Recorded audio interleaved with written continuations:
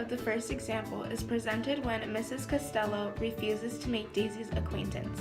She says that Daisy's family is common and talks about them in a way that would imply she thinks they are trouble and uncultured.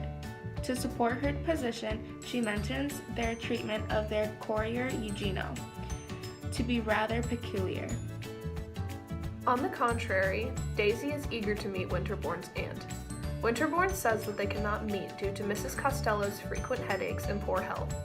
Daisy, in a seemingly joking way that hints at a discouraged undertone, exclaims, "She doesn't want to know me." As an impulsively natural American, this rejection is difficult for her to understand and wrap her head around.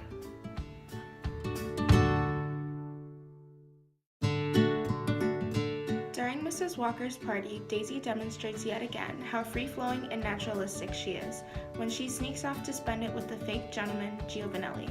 She seemingly thinks nothing of her actions, as it seems perfectly normal to her to be spending copious amounts of alone time with this man. It isn't until Daisy returns that Mrs. Walker turns her back on her in disapproval due to the fact that she was acting inappropriately. Winterbourne disapproves of this as well. He wonders why she didn't know better, but he keeps this to himself, as it becomes a largely significant internal conflict.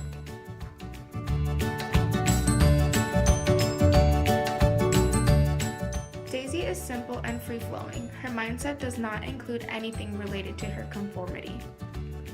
Unfortunately, Daisy's innocence is overcome by the urbanity of her surroundings. With the presence of Giovanelli, the fake gentleman, Winterbourne, the introspective, close-minded thinker, Mrs. Walker, and Mrs. Costello hanging over her head, Daisy's naturalistic ways are brought into serious question. In the end, nature overcomes urbanity and Giovanelli's confession and Daisy's innocence to Winterbourne at her funeral. In the adventures of Huckleberry Finn, Miss Watson attempts to force religion onto Huck. She does this by not allowing him to believe in superstition or anything else she does not believe in herself. For that matter, another way she does this is by forcing him to pray or grumble over every meal. Despite Miss Watson's attempts to force him into believing what she thinks is right, Huck mentions that he would not mind going to the bad place, hell, and that he sees this as a potential change of scenery. This revelation on Huck's behalf is considered outrageous to Miss Watson.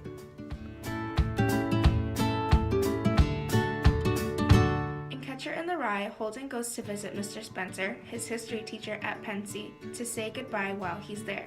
Mr. Spencer lectures Holden about his failure to apply himself to his academics. He tells him that life is a game, and to win, he must play by the rules.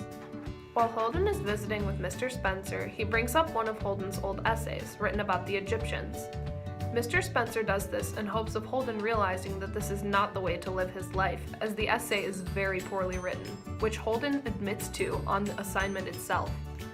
It's natural for Holden to slack off and not waste his time on schoolwork, but Mr. Spencer is pushing him to conform because he thinks that this is key to Holden's success. The theme Henry James expects his reader to come away from Daisy Miller with is, in the end, freedom trumps conformity. After the death of Daisy, it is confessed to Winterbourne that Daisy was entirely innocent. This is an important revelation because the whole work is centered around the war between nature and urbanity. And here we are presented with the winner.